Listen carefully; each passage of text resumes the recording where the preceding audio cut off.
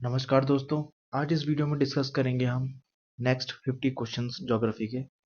तो पिछली वीडियो में मैंने 50 क्वेश्चंस बनाए थे और वो 50 क्वेश्चंस जो बचे हुए हैं उसको कंप्लीट करूंगा।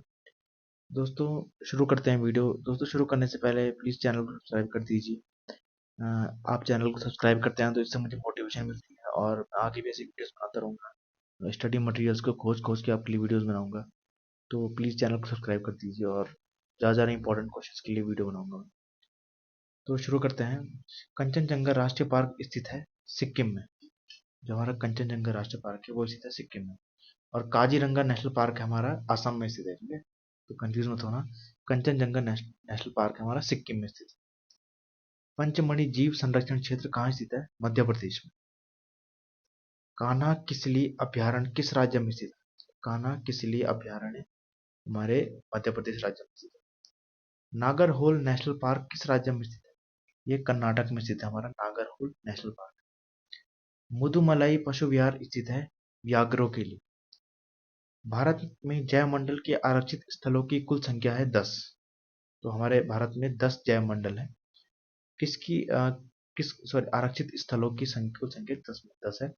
किसको भारत का पारिस्थितिक तत्व स्थल कहा जाता है? पश्चिमी घाट, पूर्वी हिमालय और पश्चिम हिमालय। पश्चिमी घाट, पूर्वी हिमालय और पश्चिम हिमालय भारत के पारिस्थितिक तत्व स्थल कहा जाता है। मध्य भारत टीका किसका उत्पाद है? टीक किसका उत्पाद है? उष्णकटिबंधीय आर्द्र पतझड़ी वन जो हमारा उसमें टीक का उत्पादन होता है। और टीक का सबसे ज्यादा उत्पादन होता है हमारे मध्य प्रदेश में। उष्णकटिबंधीय वर्षा वन में सामान्य रूप में पाया जाने वाला पौधा है ऑर्किड। ऑर्किड। राल किसका उत्पाद है? राल केनीफेरस पेड़ का उत्पाद है। राल किसका उत्पाद है? केनीफेरस पेड़ का उत्पाद। अत्यधिक वनोन्मूलन का सबसे अधिक खतरनाक प्रभाव है। अत्यधिक वनोन्मूलन का सबसे अधिक खतरनाक प्रभाव है जंगली जानवरों के निवास स्थलों का नाश। IR-20 और रत्ना दो प्रमुख किस्म है धान की। और IR-20 तो बहुत ज्यादा इंपॉर्टेंट है। भारत की तरह IR-20 ही किस्म की धान को हम उगाते हैं। झूम कृषि किससे संबंधित है? स्थानांतरणीय कृषि। झूम है कृषि का एक प्रकार। मध्य प्रदेश विशालतम उत्पादक है तिलहन का। सोपान कृषि कहाँ की जाती है? पहाड़ों के ढलानों पर, खासकर जैसे उत्तराखंड राज्य में की जाती है सोपान कृषि। भारत में अधिकतम कृषि योग्य घेरने वाली फसल है जो चावल है, जो सब सर्वाधिक कृषि योग्य घेरने वाली फसल है। जायद मौसम में उगाई जाने वाली फसल है तरबूज। सरसों के बीज का सबसे अधिक उत्पादन करने वाला राज्य है राजस्थान। भारत के एक ढलानदार पर्वतीय भूभाग में 200 सेंटीमीटर से अधिक वार्षिक वर्षा होती है। वह कौन सी फसल की बढ़िया खेती हो सकती है? चाय की। जहाँ ढलानदार पर्वतीय भूभाग है और 200 सेंटीमीटर से अधिक वर्षा होती है तो वहाँ चाय की खेती के लिए उपयुक्त स्थान है। किस भारतीय राज्य को चाय का उत्पादन राज्य कहा जाता है? तो असम में, असम हो गया, केरल हो गया, पश्चिम बंगाल, तमिलनाडु, सिक्किम। इनमें जो है चाय चाय उत्पादन होता है बहुत अधिक मात्रा में होता है। सबसे अधिक मात्रा में असम में होता है। किसको भारत की नकदी फसल कहा जाता है? प्याज को भारत की नकदी फसल कहा जाता है। कुल फसल प्रतिशत के रूप में भारत के खाद्यान्न का उत्पादन है 70%। जो फसल प्रतिशत के रूप में जो खाद्यान्न फसल हम उगाते हैं तो 70% हमारी खाद्यान्न फसल होती है। भारत में गेहूं का सबसे अधिक उत्पादन करने वाला राज्य है उत्तर प्रदेश। भारतीय जूट उद्योग के लिए प्रमुख प्रतिद्वंदी कौन है? तो जूट उद्योग जो है उसके लिए प्रतिद्वंदी हमारा बांग्लादेश है। जूट उद्योग जो है जो हमारा डेल्टा क्षेत्र है उस क्षेत्र में ज्यादा होती है। तो पश्चिम बंगाल और बांग्लादेश इन क्षेत्रों में जूट उद्योग बहुत ज्यादा है। दुग्ध उत्पादन में संसार में भारत का कौन सा स्थान है? तो दुग्ध उत्पादन में पहला स्थान है भारत का। और अगर गाय के दूध उत्पादन में तो भारत का दूसरा स्थान है। पहले स्थान पे गाय के दूध उत्पादन में अमेरिका है।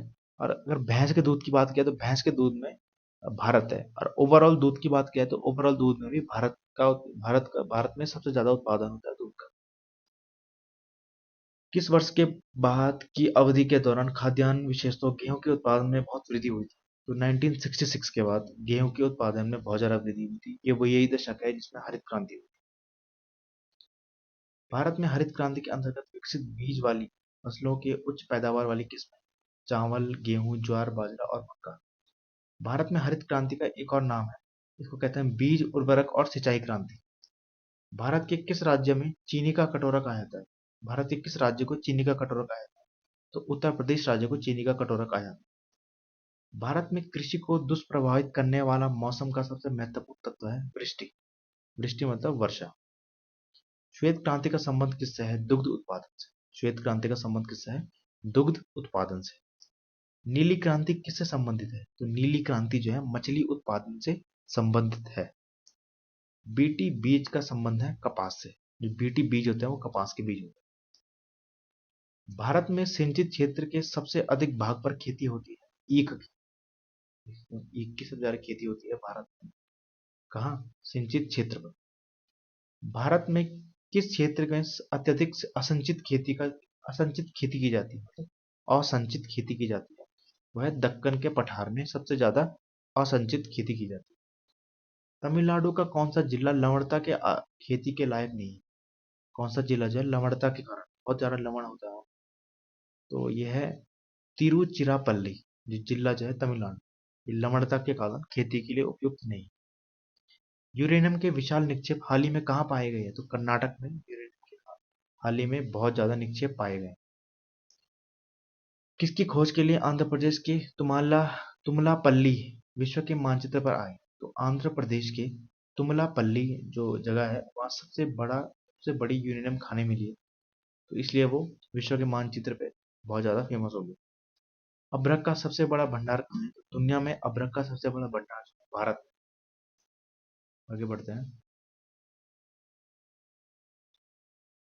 भारत में लिग्नाइट का सबसे बड़ा उत्पादक कौन है? लिग्नाइट का बात की जाए तो भारत में सबसे बड़ा लिग्नाइट का उत्पादक तमिलनाडु है। हीरे की खानें पाई जाती है मध्य प्रदेश के पन्ना में। भारत लोहा अयस्क का निर्यात मुख्य तो किस देश को करता है? जापान को। भारत में तेल की पहली परिष्करणशाला स्थापित की गई है डिगबोई। तेल की पहली परिष्करणशाला कहाँ स्थापित की गई है? डिगबोई में। मुंबई हाई किससे संबंधित है? पेट्रोलियम से संबंधित। इस समय भारत में सबसे बड़ा तेल शोधक कारखाना कौन सा है? तो इस समय भारत में सबसे बड़ा तेल शोधक कारखाना वडोदरा। भारत में सबसे अधिक विद्युत उत्पादन करने वाला राज्य है महाराष्ट्र। भारत में सबसे अधिक किस प्रकार की बिजली का उत्पादन होता है? तापीय बिजली का उत्पादन सबसे ज्यादा होता है, यानी जो कोयले से आती है बिजली, तापीय बिजली। किस नगर को भारत की सिलिकॉन घाटी कहा जाता है? जो सिलिकॉन वैली, जैसे अमेरिका में जो सिलिकॉन वैली, वैसे भारत में भी एक सिलिकॉन वैली है, वो है बेंगलुरु। और आज का अंतिम प्रश्न है, भारत में स्थापित पहला परमाणु संयंत्र कौन सा है? तो तारापुर परमाणु संयंत्र भारत में पहला परमाणु संयंत्र स्थापित किया गया। दोस्तों इस वीडियो में आज की 50 क्वेश्चंस हो गए। नेक्स्ट वीडियो भी आएगी, उसमें और क्वेश्चन होंगे। तो अगर आपने अभी तक चैनल को सब्सक्राइब नहीं किया तो प्लीज़ चैनल को सब्सक्राइब कर दीजिए। थैंक यू गाइस वीडियो देखने के लिए। Thank you so much.